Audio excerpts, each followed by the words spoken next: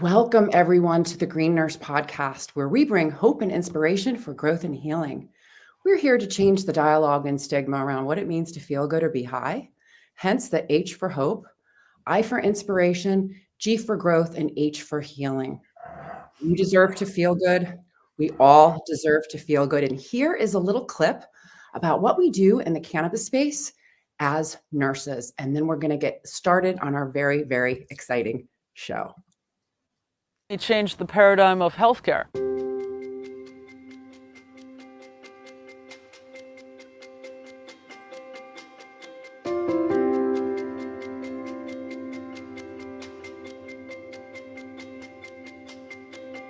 The Green Nurse is a holistic cannabis nurse that teaches on the endocannabinoid system and the safe utilization of cannabis and other progressive tools to help people reach a better quality of life. I'm the founder of Holistic Caring.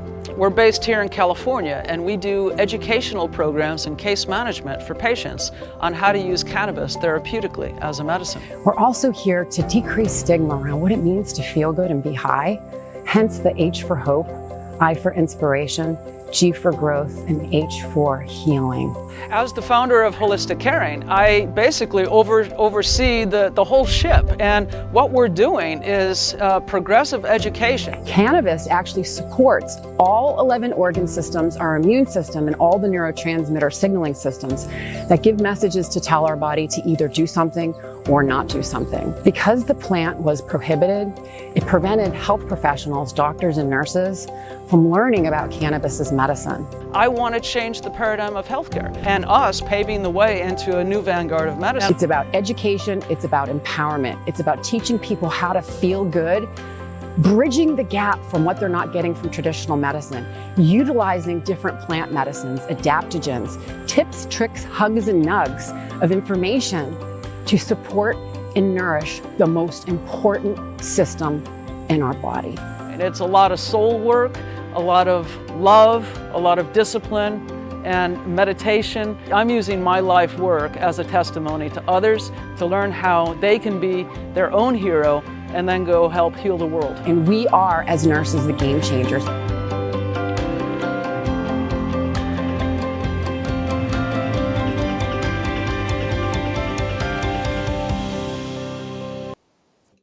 There you go. Growing your health, growing in cannabis. Hey, everyone. My name is Sherry Mack, and I am the Vice President of Nursing and co-founder of Holistic Caring and the Green Nurse.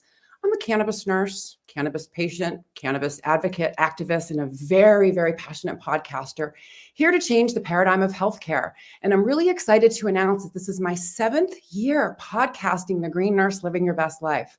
Started podcasting in 2018 when the National Council of State Boards of Nursing came out with their guidelines that all nurses must have 6 essential areas of knowledge when it comes to cannabis as medicine. I started podcasting to share compelling stories of healing and to decrease stigma, since I too use cannabis as medicine. But before we get started on our very exciting show today, we do have a message from our sponsors at Bloom Hemp, and I'm just going to pull up that handy dandy slide and let you know all about this company. So Bloom Hemp is a woman and nurse-owned national CBD hemp supplier, leading with quality, safety, value, and patient-centered care. Bloom Hemp products are USDA organic, CBD grown in the mountains of Colorado, tested for purity, potency, cannabinoid, and terpene profiles. Bloom Hemp is proud to offer a free nurse line, 970-404-HOPE-4673, to answer any questions and explain how and why CBD works in the body. Bloomhemp.com and a special code of Green Nurse for 10% off. And there we go. Bloom Hemp as our sponsor. Thank you to Bloom. And Cannabis Nursing has been recognized as a specialty, and nurses are truly making an impact on advocating for the safe therapeutic use of cannabis. And today we have a remarkable academic nurse on to share her cannabis nursing journey with us and what brought her to become involved in the plant medicine arena, doing a lot of amazing things. So Dr. Deanna Collins Sommers is an accomplished nurse leader, researcher, and author. A distinguished 33-year career in academic and healthcare institutional settings. Dr. Sommers has undertaken various leadership roles throughout her career, including Associate Dean, Director of College of Nursing, Assistant Dean, Clinical Coordinator, Chair of Admissions and Curriculum, faculty and mentor at a private nonprofit academic institution in the Midwest within the United States.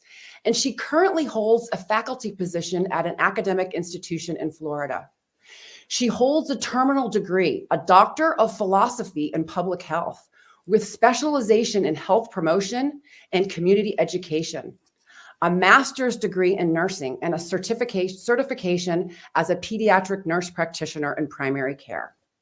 Dr. Sommers began her nursing education by obtaining an associate's degree in nursing science. She attended Wayne State University in Detroit, obtaining undergraduate and graduate degrees. And her experience includes 7 years in the adult ICU, CCU, 11 years in general pediatrics and the pediatrics intensive care unit, and approximately 25 years as a pediatric nurse practitioner. She is a graduate of Pacific College in Health Sciences and holds a medical cannabis certificate. Very, very exciting that Dr. Sommers joined the American Cannabis Nurses Association in 2019, where she quickly joined the credentialing committee and later became chair of that committee. Dr. Sommers' commitment to advancing the field of cannabis nursing is evident in her pivotal role as chair of the American Cannabis Nurses Association Credentialing Committee, as well as her being a contributing author in Dr. Clary Clark's book, Cannabis, A Handbook for Nurses. She wrote Chapter 3, Cannabis Pharmacology. Dr. Sommers played a key role in the recognition of cannabis nursing as a specialty by the American Nurses Association, the ANA, leading the writing subcommittee of the credentialing committee, aligning the ACNA, American Cannabis Nurses Scope and Standards, with the American Nurses Association Scope and Standards, which we're going to talk about, and preparing the application for the recognition of cannabis nursing as a specialty and the Cannabis Scope of Practice statement to the American Nurses Association and editor. She presented the foundation of the development of the cannabis nurse specialty on September 28th, 2023, through a webinar at the American Cannabis Nurses Association. Additionally, she has received the President's Award for all of her dedication to the contributions she has made to the soon-to-be-published Cannabis Nursing Scope and Standards of Practice 2023 by the American Cannabis Nurses Association. So Deanna is actively involved in the American Cannabis Nurses Association. She serves as an elected board member, credentialing committee chair, lead author and editor for Cannabis Nursing Specialty Recognition by the American Nurses Association. And complementing her professional achievements, she is a Reiki and aromatherapy practitioner, enhancing comprehensive care nursing capabilities. Dr. Sommers continues to share her cannabis knowledge with nursing students, faculty, and the community. Dr. Sommers' research interests include encompassing obesity in families, acculturation, mindfulness, holistic nursing, and plant medicine.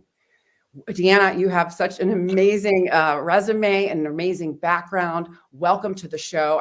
I'm so excited to have you on to share your journey with us, right? We all don't wake up one day and say, hey, I'm going to be a cannabis nurse, or hey, I'm going to write the scope and standards, or hey, I'm really going to change nursing, right? So there's the story that went along that goes along with it.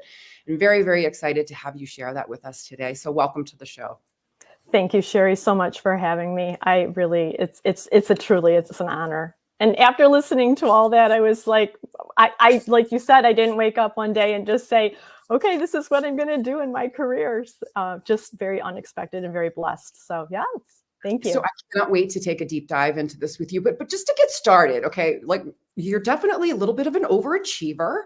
You've got 3 nursing degrees and a PhD in public health. So let's talk about that first, and then let's get involved in cannabis nursing, because you have a very rich, storied academic career. And so a lot of times, people don't understand, nursing academia, all of that. So let's just kind of dive into that and then get into the cannabis. Sure. As you had stated, I do have 3 nursing degrees. I started off as an associate degree grad. And I just wanted to share with everybody, not that I've been in nursing for so long, but I originally started in a diploma program. So, a long time ago when we were part of a hospital. anyways, needless to say, I have an associate's degree. I went back to school and obtained my BSN from Wayne State University. And then I decided to go to graduate school and get my master's degree. And it just so happened to be at Wayne State. Kind of weaving in that I started off actually in the adult ICU. And so that's where I really thought was going to be my home for the longest time. And, I don't want to say just one thing occurred with another. I actually had my first son, and I think that I'm not quite sure 100%. I know my moment when I decided to go into pediatrics, but I decided at some point that I was going to become a pediatric nurse practitioner.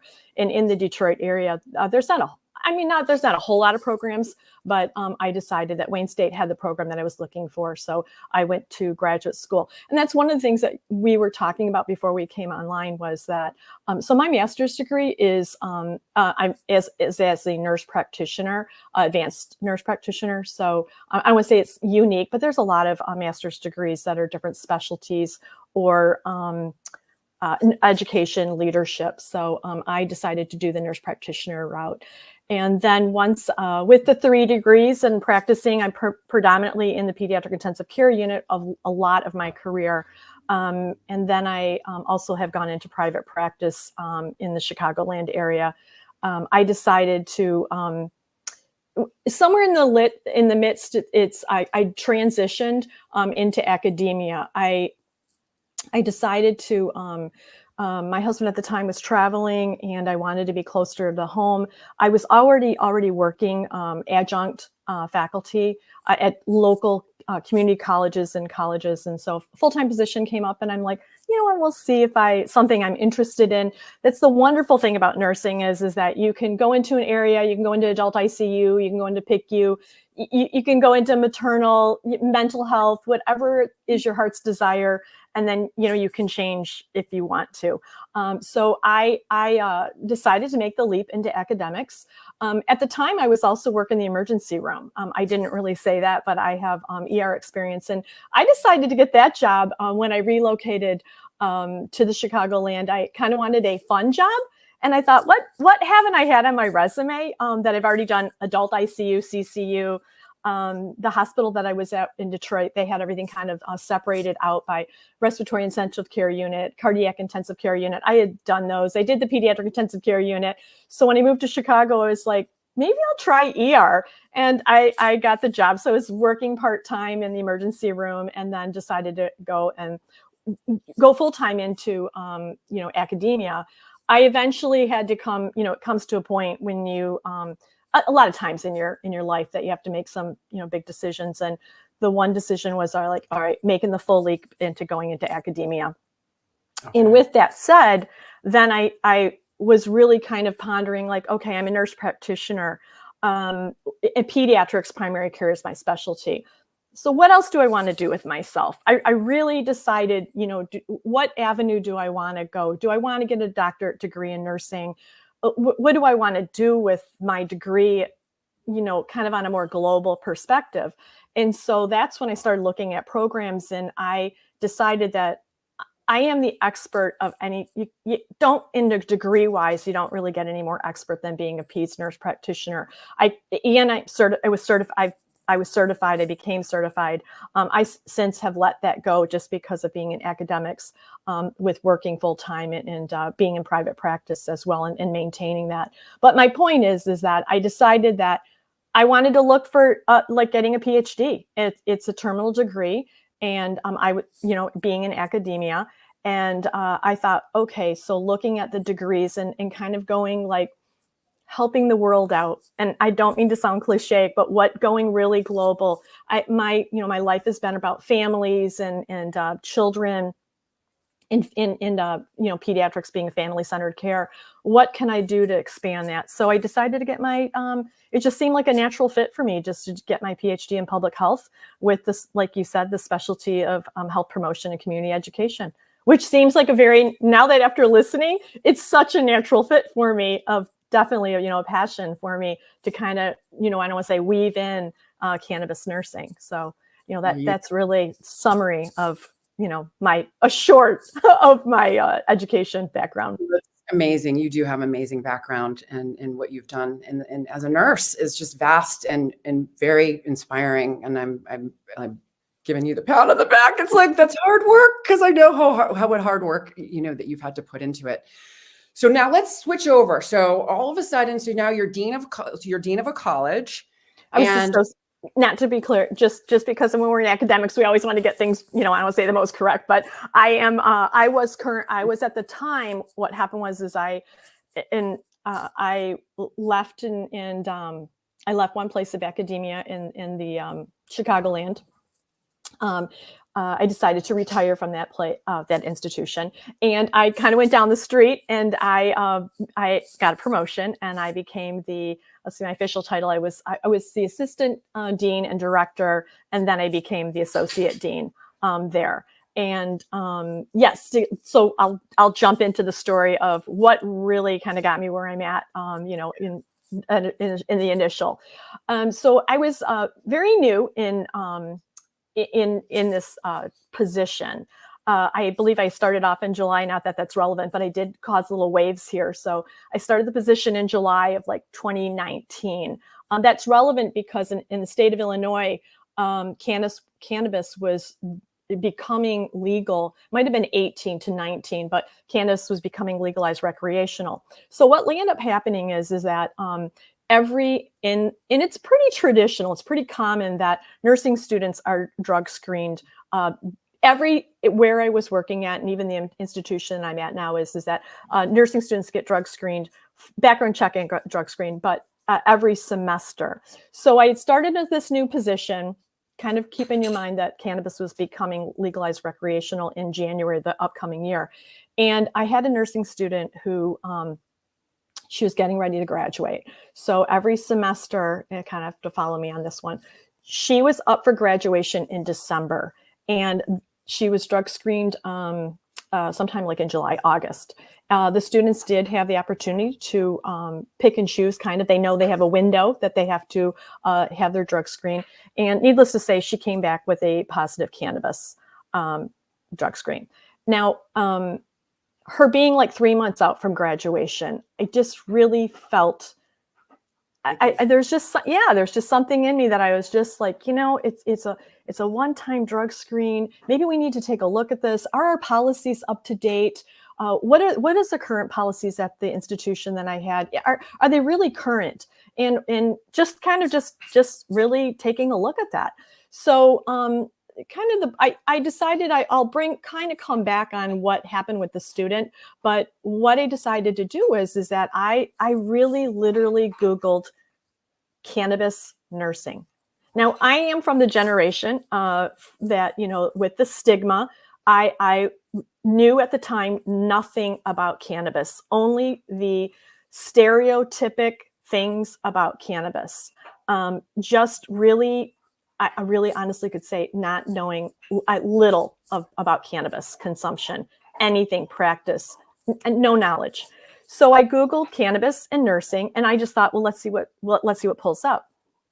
So the American Cannabis Nursing Association pulled up as on my search. And so what I decided is I started reading about it, and I'm like, wow, this is exactly what I need. In addition to, because I know it's 2019, December 2019, they had their inaugural conference in New Orleans. And there was a specific one seminar that I wanted to attend that was lack of knowledge for nursing students and nursing faculty. And I'm like, oh, sign me up, because that's exactly what I need. So it just so happened to be, I was able to, book it, do it, get it on, and meet a bunch of wonderful people down in New Orleans. My first conference with cannabis at ACNA. I of course joined to participate in the conference. And then what needless to say is, of course, I attended, as a diligent educational academia person, I'm attending as much as I can possibly do, collecting everything, talking to people, just learning about it, a lot of different things that I knew nothing about. And so what happened was that I attended I don't remember exactly the title, but Rachel Parmalee whom is our past president of ACNA, her and Dr. Clark put together, I believe it was part of, Rachel wasn't quite done with her data collecting, but she had presented her data on lack of education on cannabis in nursing faculty and nursing students. And so in that conference or seminar, I decided to sit up front. And I was like the typical student, raising my hand, asking questions. And because I'm a quantitative data collector, that's what my research was, my methodology that I did. And so I asked a lot of questions, and then about the data that she had collected and the results that she, like kind of preliminary results and what the N was and stuff like that. So after the conference, or after her speaking, I went up to her and just introduced myself, and I met Dr. Clark at the time, and throughout the conference, I kept on, chatting with everybody, because I'm going to bring up one other person in a few minutes. Dr. Clark had asked me that she had invited me, that she is writing the book, and was interested. She needed some assistance in cannabis pharmacology, and if she wanted to know if I would be interested in assisting her and Rachel. So I was honored. We worked diligently on that, and so just to kind of give it a little plug on, thank you, and it's been just an honor for that experience of writing. Clark's Cannabis: A Handbook for Nurses. Deanna wrote chapter 3, clinical pharmacology, correct? Yes. Mm-hmm. With Rachel and Dr. Clark. Yes. Rachel Parmerly and Dr. Clark. Yes. Yes. Thank you. So then what happened was in another seminar of going and attending, I met Llewellyn Smith. And Llewellyn, I don't remember what she presented on, but it was something about credentialing, or the beginning of credentialing. And I again, found that interesting, since being at the time a certified nurse practitioner and credentialing, and it just, kind of an academia interest. So I met Llewellyn, and Llewellyn quickly recruited me for being on the credentialing committee that she was the chair of.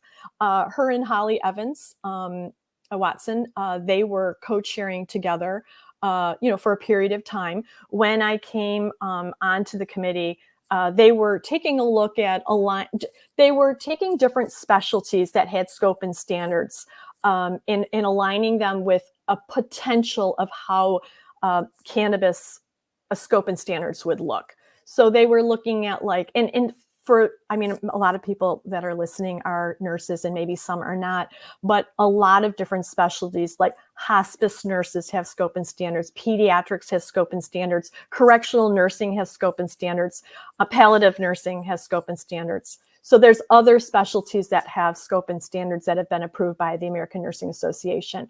So what they were doing is everybody was kind of taking their area of their interest and really just taking a look at like how they could kind of, I don't want to say develop, but look at the scope and standards. Kind of parallel, I might be a little off on the timing, because I've been doing this for 3 years now on the scope and standards. But what ended up kind of transpiring and evolving is that in 2021, the American Nursing Association revised their scope and standards to the 4th edition scope and standards. And the scope and standards is it describes the who, what, where, when, why, and how of nursing practice. And that's really, I don't want to say kind of bringing it a little bit down, is just it that answers all the questions for us as nurses, what we can practice as a registered nurse. There's 3 different levels in nursing. There's a registered nurse, there's a master's prepared nurse, and there's a advanced practice nurse. And that's how the scope and standards are written. I want to use that one as the foundation. So back to cannabis nursing is that the American ACNA, they had a scope and standards that was written by a group. Dr. Clark, I know, was part of that. I apologize for not knowing everyone that was on previously on that committee, but that was the 2019 version of the scope and standards. Kind of, I don't want to say it wasn't really an issue. It was a great thing. It was a great foundation to get us started with. But the scope and standards needed to be in alignment with the 4th edition And there were quite a few additions to the scope and standards by the ANA. One kind of, I don't want to say fun fact is that those who are on that are listening that kind of remember us calling patients, and then we changed it to the word client. And so it goes from patient to client. Well, the new word is they're healthcare consumers. So that's just to let us all know that it's healthcare consumers. So there were some other things they changed, like or added, like different standards. So there are 18 standards, and each standard has a competency. And in the competencies, it's basically what tells us what we can and cannot do within our scope. So maybe who we can delegate, what we can delegate to an LPN, or what we can delegate, what can an advanced practice nurse do versus a registered nurse to do. So kind of staying in that mindset, the foundation of the document, or it will be in a book format, is that that's what, really laid the foundation for the cannabis nursing specialty. What I did want to say is that originally when I came, I don't want to say and joined and participated on the credentialing committee, the original kind of idea was to put the application in to the American Nursing Association that as a part of like an affirmation, kind of making us be not recognized that we are an evolving specialty. And really, as I was thinking about it and I was doing the document and writing the document, so there was a main group of people that was on the committee, and then there became a subcommittee, which was myself and Connie. We had a couple other people, Llewellyn at times, and Holly. But predominantly, Connie and I were the writing group subcommittee. I don't even know at this point how many versions. At one point, there was like 83. I have since revised so many more. I probably could guess over 125 versions at least, and we're talking 3 years of writing.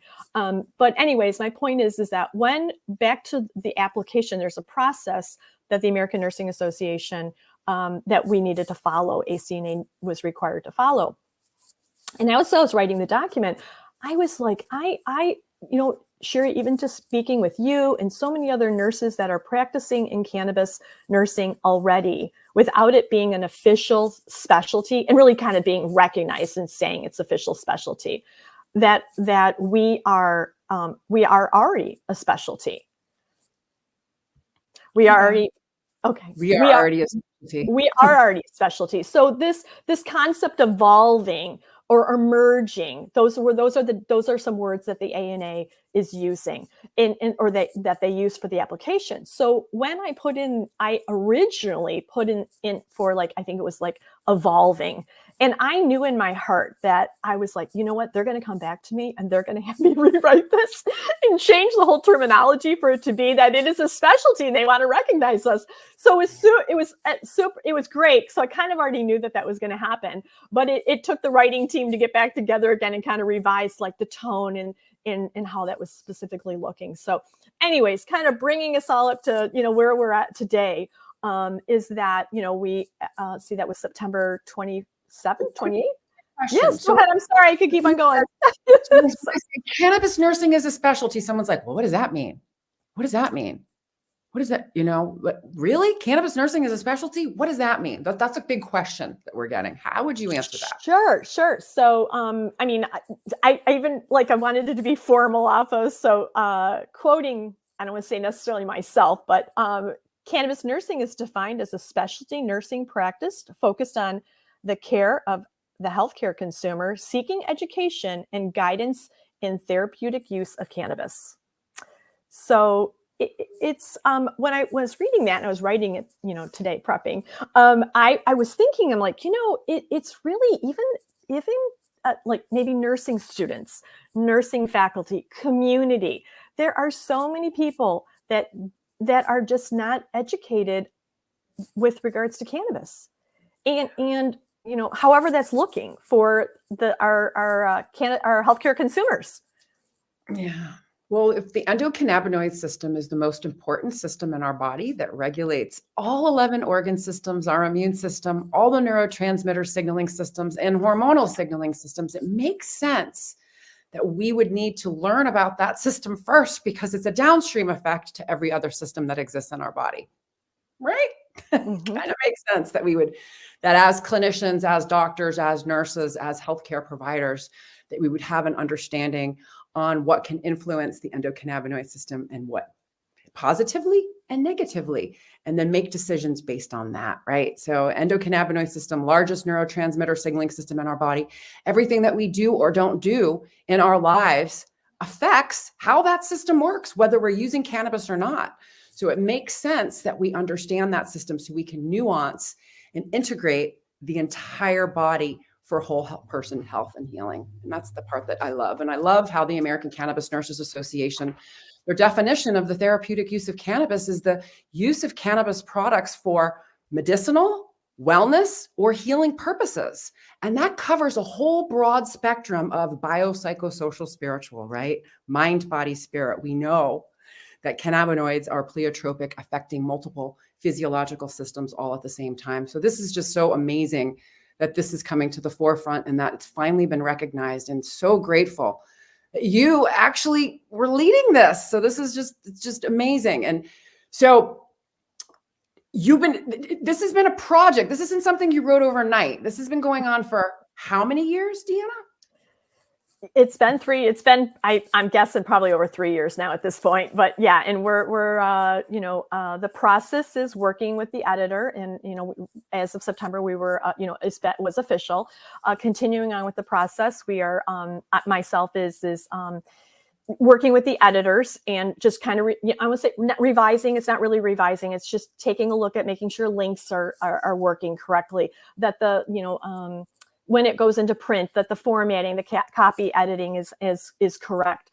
I am hoping that we are near the finality of this, and that's just about complete. So it's been. And so you wrote the scope and standards. The ANA, the American Nurses Association, is the one that's going to be publishing it, correct? That's correct. That's correct. And it will be sold on Amazon. Is that correct?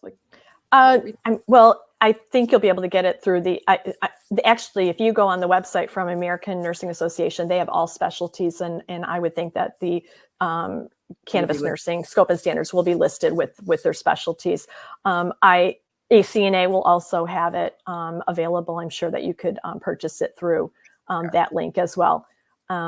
So yeah, I would strongly encourage you to go to the American Nursing Association site to purchase that. So when it's published, I would love to invite you to come back on to, just to educate our viewers more on scope and standards, what it is, and just kind of going over the highlights of the document once it's published. Would you be willing to do that? Of course. Yes. Awesome. So also of note, you won the President's Award. So I first met you at the ACNA conference in 2023. And you won the President's Award. So tell us about that award. The President's Award I was awarded the President's Award for my contributions for this writing the scope and standards, and really, I don't want to say leading the team, but keeping us organized and leading the team forward, and just keep on persevering on having it completed. For that project. So yes, I was very, I wasn't surprised at the, I guess I was kind of surprised when the ANA awarded us the specialty, but I was working on it. So I knew that the ultimate goal was for it to be approved. So I was happy about that. I was more surprised about receiving the Presidency Award in Denver. So that was, I was very happy. I was very happy, and thank you so much for ACNA to recognize that. It's been a lot of hard work, dedication. Yeah. So. Absolutely. So once the scope and standards is published, then what happens to the document? So what's the process for updating and reviewing? Well, part of the requirement will be to have that document. I mean, all specialties are up for review. I mean, things change. How our practices will be changing. This is a great guidance template for all of us to be practicing them. And that's why, the who, what, where, when, why, and all that in our different areas that we practice or specialties. And this is cannabis nursing. So the recommendation is every 5 years. I am going to put in, as though us who are in cannabis, in the cannabis world of education, it's changing. I don't want to say minute by minute, but boy, is it really changing. And so I think we need to, ACNA really needs to start looking at kind of keeping a team together and already starting to look at maybe, not going into print of changes, but we need to keep that document up and running as a live document and, changing it maybe every 3 years until we get kind of settled in. Specifically if the laws change too, because once Yes. the laws change, that changes everything, not only for, consumers, but also for clinicians, right? And what they're in research. Mm-hmm. And we're hoping this year to see something big. Sure, that's a good point. One of the states, since I've written that document, has been approved for legal for recreational. So that even as we speak, that print is just one state shy. So I recognize that. So those of you start reading that, it's always there. It's for always changing off of it. So it'll be forever on that. So yeah. Wow. So have you chaired or had any interest in any other organizations? Yes. So back when, a little bit with regards to the research in my, when I was residing in the west side of Chicago, it was a grassroots coalition. I'll make it really short, but I am interested in obesity and obesity and acculturation. I'm half Greek and I'm half Polish, and I follow both traditions on both sides. I can cook both foods, and enjoy those, family traditions.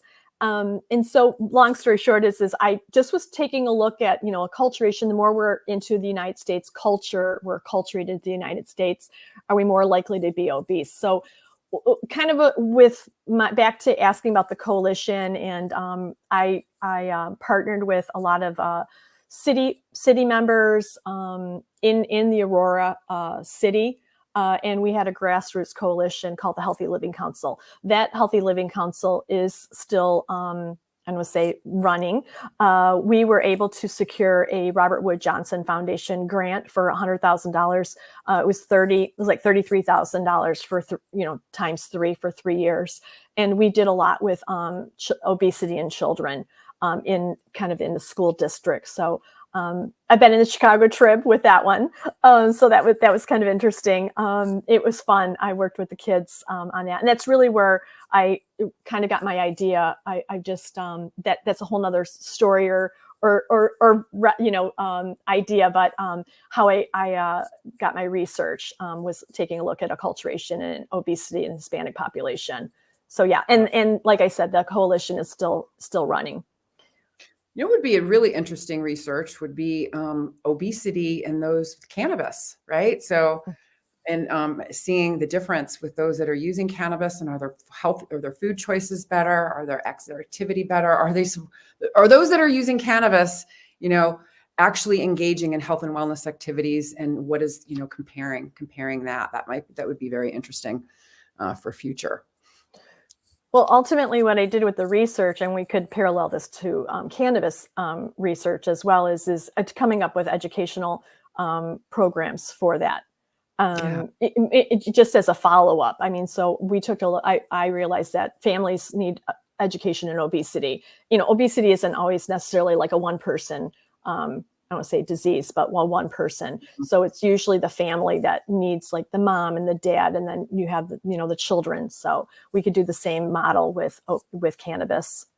Yeah, so it'd be very, very interesting. Very, very interesting. Okay, and also, you also are involved, being a holistic. So you're part of the American Holistic Nurses Association. You're part of that organization, and you're also into other alternative healing modalities. It kind of pairs with cannabis, right? All of these different things that you do: energy healing, Reiki, aromatherapy, all of that. You're also a tribal dancer. So I want to talk about some of these interesting, unique things that you've done. So tell us first about living off the grid for 10 days. That was a little bit different than than my aromatherapy and Reiki energy, but yes. So going off grid, I took my two youngest children. We canoed 20 miles into the boundary waters in Canada, and so I'll make this, like, I don't want to say super short, but yeah, we everything that we were gonna need, we carried on in the kayak. So we kayaked, like I said, 20 miles in, and we had let's see, 3 days worth of food. So we counted on fishing. I'm an avid fisherman, so we brought the food and basic. I'll tell you, Maslow's hierarchy of needs: food, shelter, water were our number one in fishing gear. And it was interesting. Yes, we had bears. If anybody wants to know, moose. We I don't want to say battled the rain. I don't know if anybody's tried to put up a tent when it's like the rain is so coming down so much, it's like hitting you sideways. Building a fire with waterproof matches. It was life-changing in a good way. I really just, you just go, no cell phones, taught my children how to, like, basics, play cards, communication. We played euchre, rummy. My son asked me what time it was, and I just said to him, I'm like, I don't know, by the way the sun is looking, I'm like, Jason, I mean, I don't know, maybe about 2:00 ish, but what else do we have to do? It was just waking up and enjoying being outdoors, and making with your children. So you were with your children with no other distractions. It was truly about survival, like literally, right? How are we going to survive together as a family? It's like So let me tell you, my kids, when they got back, they didn't think that was such a vacation. That, like, oh my gosh, mom took us on a vacation. But I will share with you that we talk about the stories that we had, and we had a great time. And they learned a lot. Both of them did a lot of prep work before we went, off grid. Again, no cell phone reception. There's some things I would have done a little bit different in the sense of we're blessed that we only had one minor injury. We had a little laceration above the eye, but I mean, it was nothing that I couldn't, steri strip up really quick. But the kids learned they were using like knives and hatchets and all kinds of stuff I was a little bit nervous about, but it was a very good life lesson for them in just learning how to, again, just going back to the basics off of things. So it was great. Yeah. A lesson on living off the land and how do we do this together as a family and get along. Right? I should have journaled more. That's something else too, with the kids, that we should have journaled. But my daughter and I will do it one more. I'd like to do it one more time. I really would also physically, I want to say train, but like prep a little bit better for that. Because we did one portage. If anybody's done this, is that portaging is like carrying all your stuff, going from one body of water to another body of water, but you have to go over land. So we had to carry those kayaks over and all of our stuff. And I mean, I had I think I lost probably 12 pounds, and the mosquitoes were like hummingbirds. I bought these like little fishnet things that go over, like your body. And when I showed them to my son, he's like, I'm not wearing that. And as soon as we got off and we saw the bugs, he's like, Mom, where's those fishing net things that you bought me for that? And I'm like, okay. I mean, bug spray, but I'm kind of against sticking with the holistic. Bug spray, I don't want to get a soapbox on being a public health person, but it could be neurotoxic. So yeah. True. And then into the energy healing. So this is just this all kind of simultaneously, weaves into you do your Reiki master, and you do Reiki. I have, and in a lot of these, I gave a little plug about being Greek, and some on the Polish stuff, but more so the Greek, my Greek background. My, again, everybody's Greek. My yaya, my mother, we've practiced a lot of like herbal medicine, chamomile, lavender, metta, which is a tea. Yeah, oils. So I don't know any different because I was raised with that. And was gonna so it ask just, that. yeah, it just kind of seems like it just seemed like a natural thing. Like, doesn't everybody do this? And so the same thing with the energy. I think, my mom might call it something. She says sometimes it's in Greek. And so it doesn't, I don't know, sometimes it doesn't always translate, but even like cupping. I don't personally practice cupping, but I'm interested. I receive cupping, and I'm interested in cupping and being. But my mom does cook cupping, so I'm just it's all that alternative energy work has always been part of like as being raised. So then when I don't want to say again, the academic person in me is like, oh, this is what this is called. And I went and have gotten, I don't want to say formal training. It's things I'd already been doing, but kind of getting more formalized. I have also been I've done therapeutic touch. That was my original certification. A lot of people know about Reiki, so I decided to kind of go more that avenue of Reiki. The person that I was taking my courses from also was an aroma therapy like instructor. Again, I'd already been doing aromatherapy, so she showed me a lot about how kind of the more proper ways to do it. And I just to give a little plug, nothing about my nursing students, but a lot of my nursing students, I share with them, some of these alternative practices. And on the day of exams, if I don't do like a little aromatherapy and they'll say, bring in lavender. And I said, I'm not giving you lavender because I don't want you to sleep during the exam. But, like a little citrus and stuff like that to kind of get them, like an uplifted orange, citrus, grapefruit. Lemon, Yes. lemon, Mm-hmm. right? Yep. Lemon. Yeah, for sure. So I've showed them how to tend, and they don't have to, if they don't want to participate, they don't have to, but a lot of them decide, or some of them are like curious. They're like, oh, they don't know what this is. I've also done healing circles as well. For those who are interested in, just kind of calming, students and. Well, that kind of leads into the next question. So what about now with your students in cannabis? So are they asking you questions, raising? Yes, of course. So I do teach community nursing. I teach pediatrics, but and I don't say anytime, but whenever I have an opportunity, whenever I attend like the conferences,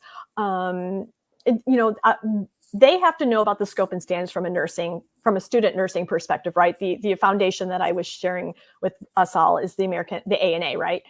So when I've been this journey with me with the scope and standards with the cannabis, I've shared with them that this is what I am doing, and I also share with them that how I got started. And I guess I should circle back on the nursing student. So I've shared with them on different things with nursing students, nursing education. In role modeling, like you may not wake up one day and say, you know what, today I'm going to be a cannabis nurse and I'm going to write the scope and standards, or I'm going to be a pediatric nurse practitioner. The world is your oyster. Dream big. You can do whatever is within your mind of doing. So I just like to share everything, whether it be about cannabis nursing, which is of course, but just having the students dream. Back to the nursing student, I wanted to kind of circle back with her is what I did was it's about policy. And again, I shared that with the students too about changing policy and how that could be important potentially. One of the things I realized is that our policies just need to be updated and aligned with the hospitals in the local area. That student, I had her repeat her drug screen. I don't want to say sadly to say she came back negative, but she was negative dilute. And in the area where our clinical sites were, they require nursing students to have a negative test, just negative, but it can't be dilute. So I did have to dismiss that nursing student. I reached out to Colorado's nursing board, California's nursing board. It might have been a couple other ones, but those were the ones that I know, because I wanted to just make sure that we were in alignment with the other states that was legalized recreational. We did change we adjusted our policy a little bit to reflect what was most current. And then a happy ending to the story is I do know that student had moved on to another nursing student, and she is practicing now as a nurse. So I know I'm very happy. And you know what? She really motivated me to really learn about something that I had no knowledge of at all. I know that you shared with everybody that I decided to get my certificate in medicinal cannabis from Pacific College. So, and I read as much as I possibly can and just keep on moving forward on it.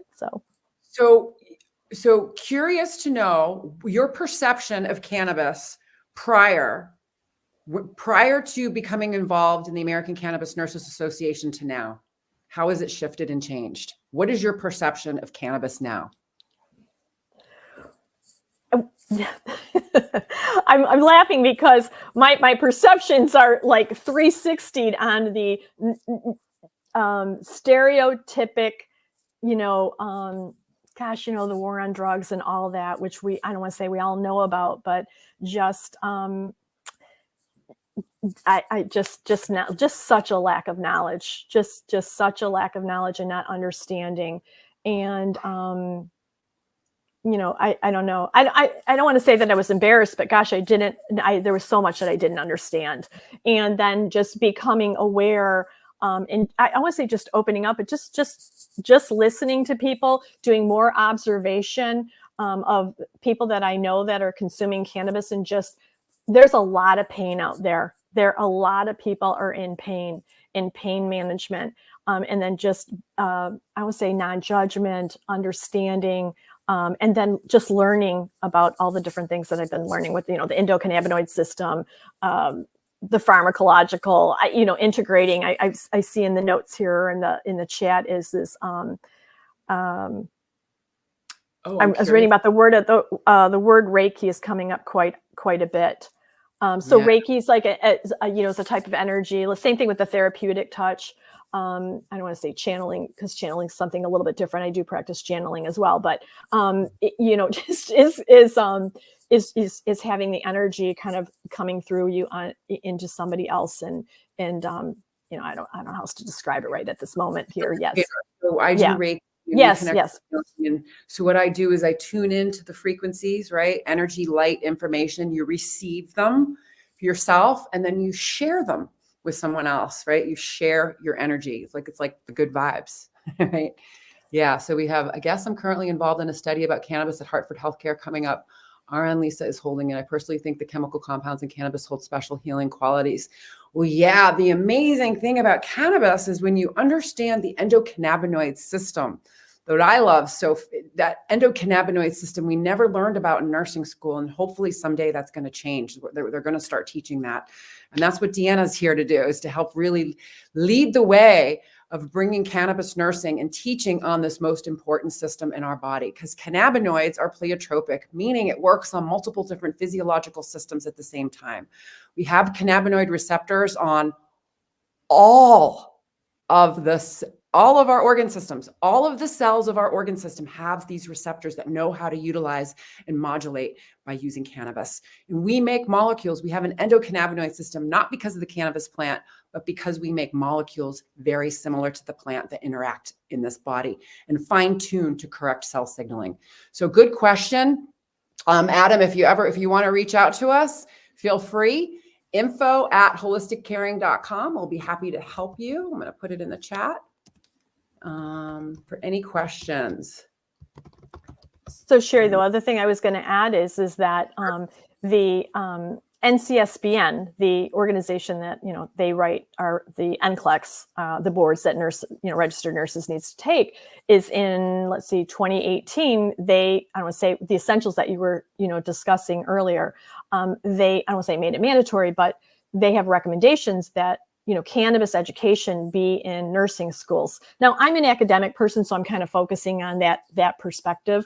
But I will say the community, we could talk about education, but I'm going back with is that if the healthcare consumers in nurses, nursing faculty, there's a lot of learning that needs to be done in education, however you want to look at it. So we need to basics. When they think of cannabis, they think high THC, they think bongs, joints, spleefs, dabs. They think everything that is for a different set of consumers, right? Cannabis as medicine, people that take cannabis as medicine are taking it because they want to have a better quality of life. They literally just want to feel good. They don't want to be impaired. They don't want to be stoned. They don't want to. And the plant is so diverse in its compounds and how you can utilize it with the different products that exist, that there is truly something for everyone.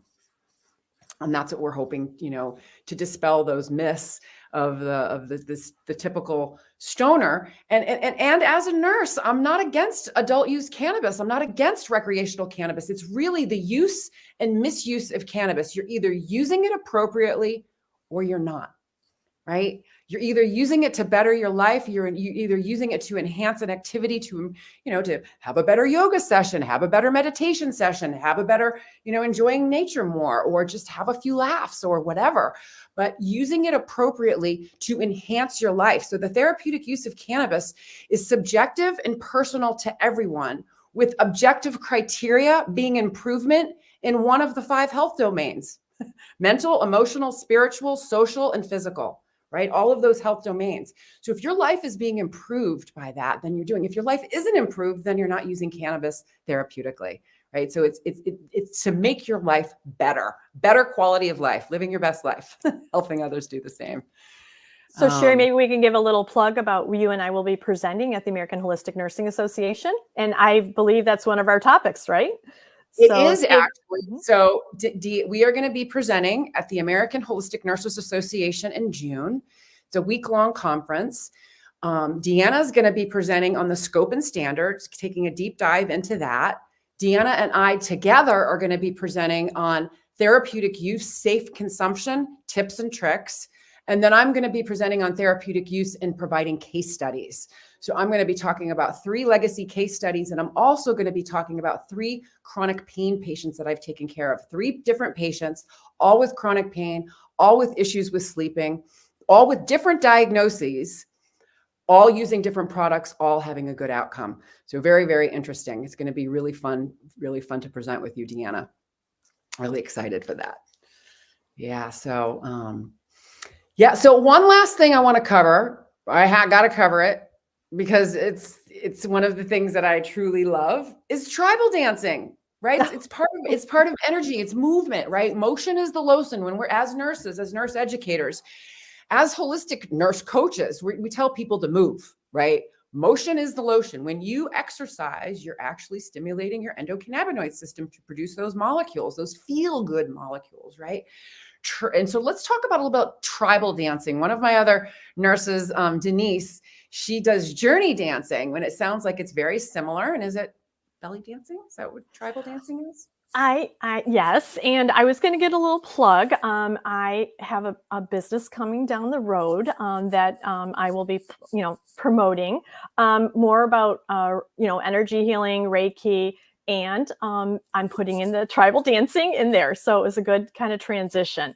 So gaining health, right? Gaining health? Gaining health. Yes. Thank you. So I'll, I do have a Gmail account. It's gaininghealthforyou@gmail.com. But anyway, so tribal dancing, I originally got into dancing, it's showing the age here. So about 23 years ago, I had my last child and I'm like, I got to get rid of this belly, somehow after, the birth. And anyways, I had heard about this thing called belly dancing and I just drove by and I'm like, this sounds like interesting to me. Well, as going through this, I don't do anything just a little bit. I just jump right in and if I'm going to do it, I'm going to do it to the best I can. And so kind of long story short, I started off as being a cabaret belly dancer and I did many years of, cabaret dancing, and cabaret's great. Most of us kind of know the Vegas-y type of dancing, a lot of glitz and glamours and kind of like, there's a whole long history to belly dancing. Not to, again, maybe that's another podcast, Sherry, to do belly dancing. Yeah, to go into a little bit more of the history. But anyways, I found that those girls were, great, but I don't like 1, 2, 5, 6, 7, 8, switch ball chain. I don't like choreography. You're not a cheerleader. You're not a cheerleader. So I decided that I had heard about American Tribal Belly Dancing. It's ATS, or tribal dancing. There's a couple different other tribal dancings, but I practice ATS. And so anyways, it's improv. And really, truly what it is you learn a language, and I might turn my head this way and it tells the people that I'm dancing with. It can be a male-female dance as well, but it's predominantly women, but there are men in ATS. And if I turn my head this way, then my followers is kind of a follow the leader type thing. It's like almost like the flock of birds, like one bird lifts up and then the next birds fly. What I like about it too is that you only need to know the language. And if you know the language, I could dance with anybody in the world that knows this language. And so when we see each other again, I would like to kind of, I don't want to say meet other people and show a little bit of the language. And if anybody else does know tribal, that they can join in on dancing. It's beautiful. And I don't know what else to say about it. I love it. The movements are for tribal is very grounding. Music's a little bit different. Every there's different kinds of music. I mean, so with regards to the belly dancing. So this is predominantly, this is my style is tribal. The outfits or costumes are different as well. I always dance with zills. Not that you can't not dance with zills. You can dance with other things. I've danced with a veil. I've danced with swords. Some people dance with like fans. So anyway, so I'm the zill girl. We always have our zills. I think it's weird not having my zills on my fingers when I dance. So so anyways, it's all great. It's wonderful. So yeah, thank you for asking off of it. It's definitely, it's a wonderful hobby. Yeah, you have some amazing. Okay, American Tribal. Okay, just see if there's any more questions in the audience. There isn't.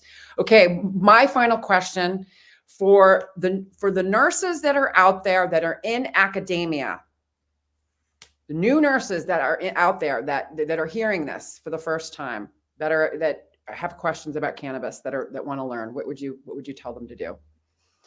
So the nurses that have the stigma and that are scared and that, it's not legal, or that are against it, or, that are they're just not, the cognitive dissonance. So in other words, that there's tons of research, right?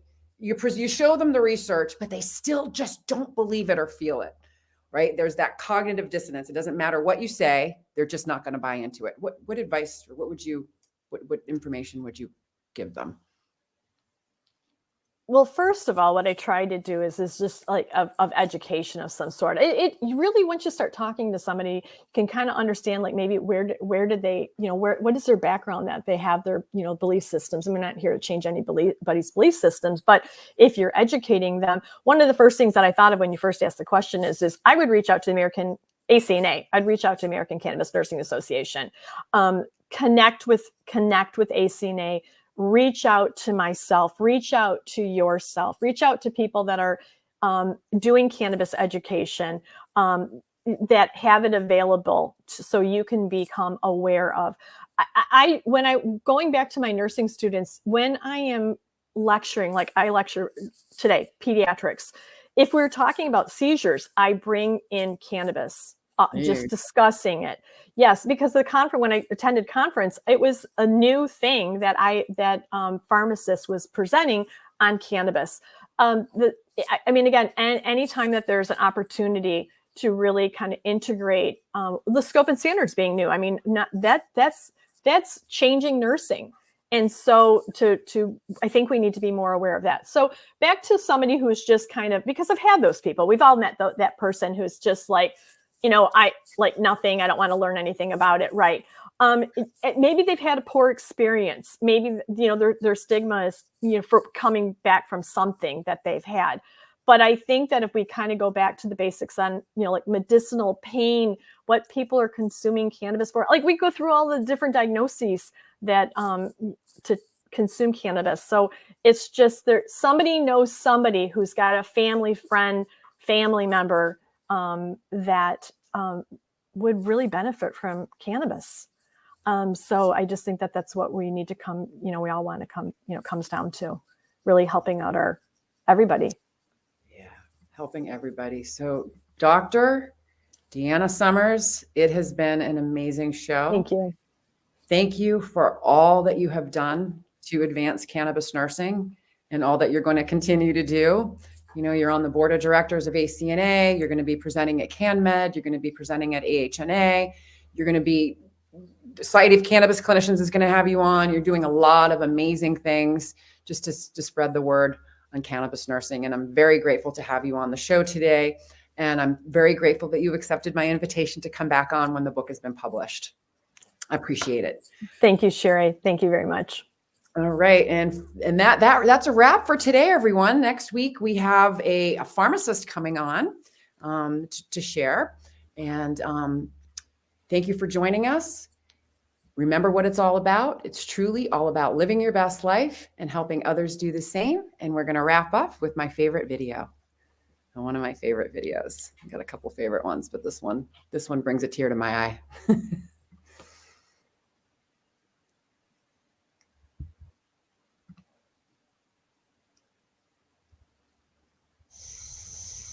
We're here to educate and empower patients to make choices that are best for them. We're also here to decrease stigma around what it means to feel good and be high. Hence the H for hope, I for inspiration, G for growth, and H for healing.